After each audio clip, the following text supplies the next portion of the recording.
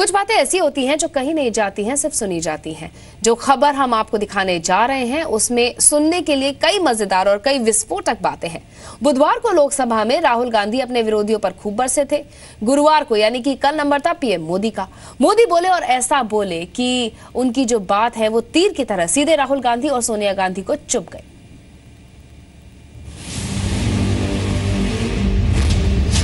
मोदी जी आए, राहुल गांधी जी आ गए। नमस्कार, बहुत बहुत धन्यवाद। भैया मैं आरएसएस का नहीं हूँ, मैं गलतियाँ करता हूँ। ऐसे तेजस्वी सांसद है, मैं सब कुछ जानता नहीं हूँ, सब कुछ समझता नहीं हूँ। उनको सुनना, उनके विचार अपने आप में एक बहुत बड़ी एसेट है। और बीच में मैं ऐसे हिला, एक और सही, परसों ताजगी भरी हवा। गलती कर दी, सही बात। सर झुका करके आपका आदर करता हूँ। मोदी जी की फेयर एंड लवली योजना आई है, मैं जानता हूँ। अरे बोलने दो भाई। नए एमपी रुचि ले रहे हैं। जहाँ देखो, इंटरनेट में देखो बब्बर शेर, कितने शानदार विचार रखते हैं जी। टीवी में देखो बब्बर शेर, बहुत स्टडी करके मनरेगा चीजें समझने में बड़ा समय जाता है। अच्छी बात बोली, तो ऐसे थोड़ा मार दीजिए हाथ। आप कुछ बातें ऐसी हैं, थोड़ा सा मार दीजिए। अब आपकी बात सही है। स्पीकर मैडम, उम्र तो बढ़ती है लेकिन समझ नहीं बढ़ती है। सॉरी। कुछ लोग मनोरंजन भी करवाते हैं। It's gone. ये आप ही की तो देन है। बड़े पावरफुल आदमी है नरेंद्र मोदी जी। मैं आपके साथ 1000% सहमत हूँ। सुनने क्या आता? बैठिए।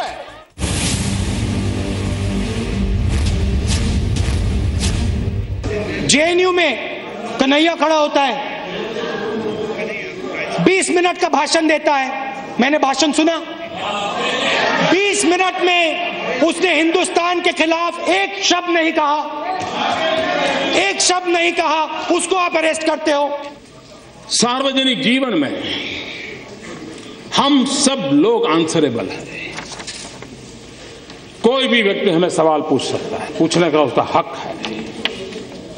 लेकिन कुछ है जो जवाबदेह नहीं है, न ही कोई उनको पूछने की हिम्मत करता है, न ही उनको कुछ कहने की किसी की ताकत है। मैं घटना का सिर्फ जिक्र करना चाहता हूं, अर्थ आप लोग लगाइए। रशिया के राष्ट्र प्रमुख श्रीमान खुर्शचेव जब स्टालिन की मृत्यु हो गई, वो उनके साथी थे, तो स्टालिन की मृत्यु के बाद ये जहां जाते थे खुर्शचेव स्टालिन की बड़ी आलोचना करते थे। तो एक बार एक सभागृह में खुर्शचेव अपनी बात बता रहे थे और स्टालिन को उन्होंने जम करके अपना ही पूर्व के नेता को उनकी मृत्यु के बाद बहुत कोसा। एक नौजवान खड़ा हो गया पीछे से, उसने कहा मिस्टर खुर्शचेव, मैं आपसे सवाल पूछना चाहता हूं। बोले आप स्टालिन को इतनी गालियां दे रहे हो, इतना बदनाम कर रहे हो, उसके विरुद्ध जब वो जिंदा थे आप उनके साथ काम करते थे, तब आपने क्या किया? और कुछ पल के बाद खुर्शचेव ने कहा, जिसने सवाल खड़ा किया है वो जरा खड़े हो जाओ। वो खड़े हो गए। उन्होंने कहा, तुम्हें जवाब मिल गया? तुम जो आज कर पा रहे हो, स्टालिन के जमाने में मैं चाहता था लेकिन नहीं कर पाता था। और इसलिए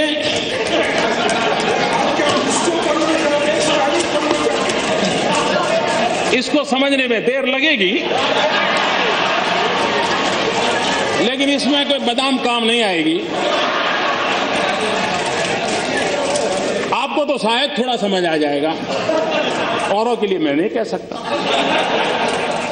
आप जेएनयू और रोहित वेमुला के पीछे क्यों पड़े हैं, मैं आपको बताना चाहता हूं। क्योंकि वो गरीब है, क्योंकि वो कमजोर है, क्योंकि वो दलित है, क्योंकि वो आदिवासी है। और आप चाहते हो कि हिंदुस्तान में गरीब वर्ग, आदिवासी वर्ग आगे ना बढ़े, पीछे का पीछा रहे। ये बात सही है कि आप बड़े सीना तान करके कह सकते हो कि मोदी जी चुनाव में भाषण करना अलग चीज है। तुम कहते हो गरीबी हटाओगे, लेकिन तुम्हें मालूम नहीं हम कौन है। अरे हमने गरीबी की जड़ें इतनी जमा दी है, इतनी जमा दी है। मोदी तुम उखड़ जाओगे, लेकिन इसे उखाड़ नहीं पाओगे। इस बात का कोई इनकार नहीं करेगा कि इस देश के 7 साल के कार्यकाल में अगर हम गरीबों का भला कर पाए होते तो आज मेरे देश के गरीबों को मिट्टी उठाने के लिए गड्ढा खोदने के लिए मजबूर नहीं होना पड़ा। He told the Congress president that he had solved the Nagaland problem. And the most important question, where has this accord gone now? Bangladesh सीमा का विवाद सुलझा।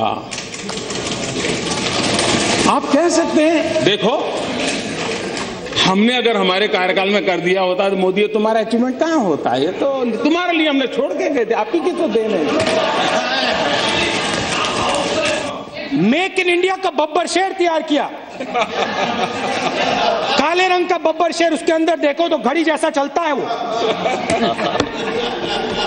जहां देखो, इंटरनेट में देखो बब्बर शेर, टीवी में देखो बब्बर शेर, मोदी जी का भाषण सुनो बब्बर शेर, स्टेज जल जाता है बब्बर शेर।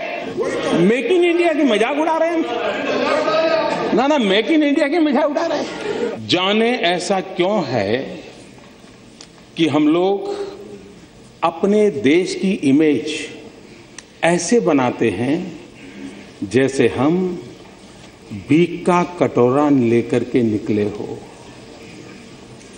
और जब हम खुद ऐसा कहते हैं तो दूसरे लोग यही बात और ज्यादा चीख करके कहते हैं और ज्यादा मजबूती से कहते हैं।